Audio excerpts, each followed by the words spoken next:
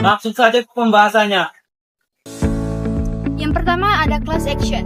Class action adalah suatu cara yang diberikan kepada sekelompok orang yang mempunyai kepentingan dalam suatu masalah baik seorang atau lebih anggotanya.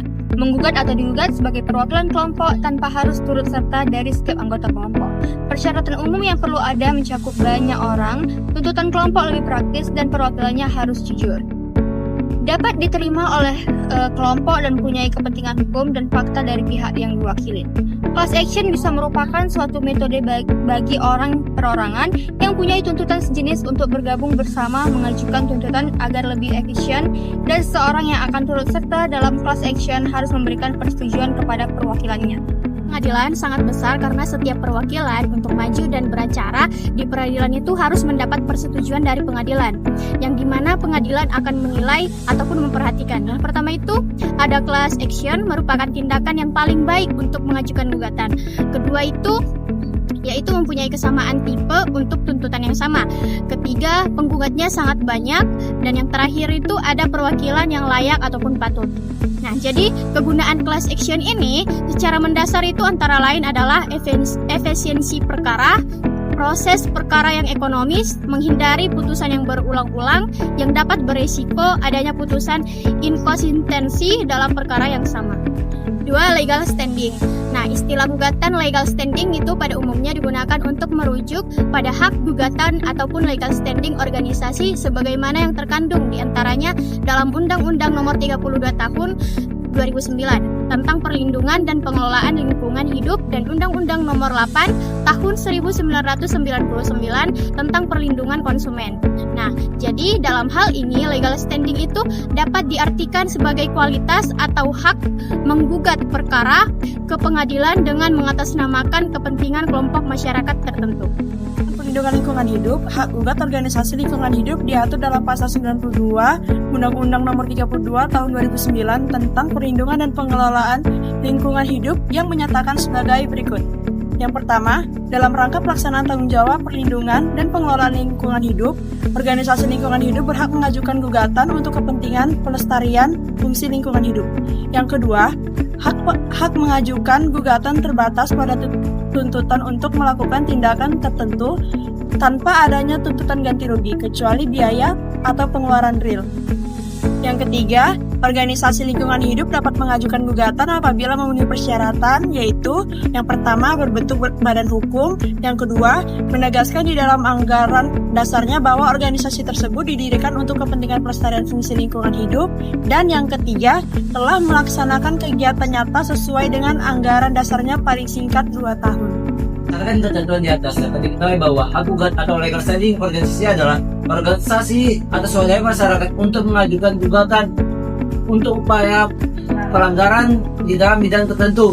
Hak gugat ini diantara dimaksud untuk kepentingan perlindungan konsumen atau kepentingan pelestarian fungsi lingkungan hidup. Lawsuit merupakan akses orang perorangan warga negara untuk kepentingan publik mengajukan gugatan ke pengadilan guna menuntut agar pemerintah melakukan penegakan hukum yang diwajibkan kepadanya atau untuk memulihkan kerugian publik yang terjadi. Pada dasarnya, Tijen lawsuit merupakan suatu hak gugatan warga negara yang dimaksud untuk melindungi warga negara dari kemungkinan terjadinya kerugian sebagai akibat tindakan atau biaran omisi dari negara otoritas lainnya. Karena masalah perlindungan lingkungan merupakan kepentingan umum atau kepentingan luas, maka setiap warga negara berhak untuk menuntutnya. Lawsuit mempunyai kesamaan dengan prinsip class action, yaitu gugatan yang diajukan sama-sama melibatkan kepentingan sejumlah besar orang yang diwakili oleh seorang atau lebih. B. Strict liability. Konsep strict liability atau tanggung jawab mutlak ini berbeda dengan sistem tanggung jawab pidana umum yang mengharuskan adanya kesenjangan atau kealpaan. Dalam sistem tanggung jawab pidana mutlak hanya dibutuhkan pengetahuan dan perbuatan dari terdakwa. Artinya, dalam melakukan perbuatan tersebut, apabila si terdakwa mengetahui atau menyadari tentang potensi kerugian bagi pihak lain, maka keadaan ini cukup untuk menuntut pertanggungjawaban pidana. Jadi, jika tidak diperlukan adanya unsur kesengajaan atau alpa dari terdakwa, namun semata-mata perbuatan yang telah mengakibatkan pencemarannya. Konsep strict liability pertama kali diintrodusir dalam hukum Indonesia antara lain melalui Undang-Undang Nomor 23 Tahun 1997 tentang Pengelolaan Lingkungan Hidup, yang selanjutnya diubah dengan Undang-Undang Nomor 32 Tahun 2009 tentang Perlindungan dan Pengelolaan Lingkungan Hidup. Pasal 88 Undang-Undang Nomor 32 Tahun 2009 tentang Perlindungan dan Pengelolaan Lingkungan Hidup ini disebut secara tegas mengenai konsep strict liability. Nah, jadi setiap orang yang tindakan ataupun usahanya atau kegiatan menggunakan B3 yaitu bahan berbahaya dan beracun atau editor menghasilkan dan atau mengelola limbah B3 atau yang menimbulkan ancaman serius terhadap lingkungan hidup bertanggung jawab mutlak atas kerugian yang terjadi tanpa perlu pembuktian unsur kesalahan. Nah, jadi penjelasan pasal ini menjelaskan apa yang dimaksud dengan bertanggung jawab mutlak. Nah, jadi strict liability yaitu berarti unsur kesalahan tidak perlu dibuktikan oleh pihak penggugat sebagai dasar pembayaran ganti rugi. Jadi, ketentuan dalam pasal ini dijelaskan merupakan lex specialis dalam gugatan tentang perbuatan melanggar hukum pada umumnya sebagaimana diatur dalam pasal 1365 KUHP Perdata. Alternatif penyelesaian sengketa. Penyelesaian sengketa di luar pengadilan.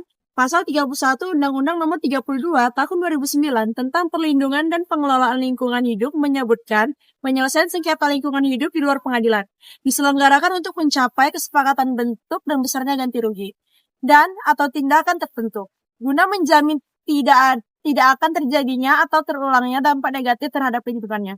Penyelesaian sengketa di luar pengadilan.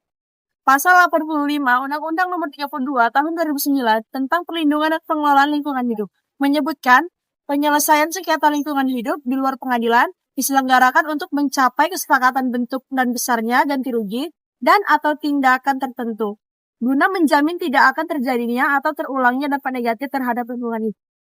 Pola penyelesaian sengketa lingkungan dalam ketentuan Undang-Undang Pengelolaan Lingkungan Hidup tersebut tampak sebagai koreksi atas keliruan sistem terpihak menurut Undang-Undang Nomor 4 Tahun 1982 tentang ketentuan-ketentuan pokok pengelolaan lingkungan hidup. Undang-Undang Lingkungan Hidup yang dirasa tidak sesuai dengan ketentuan hukum lingkungan yang dikenal di negara maju seperti Jepang, Amerika Serikat, dan Kanada.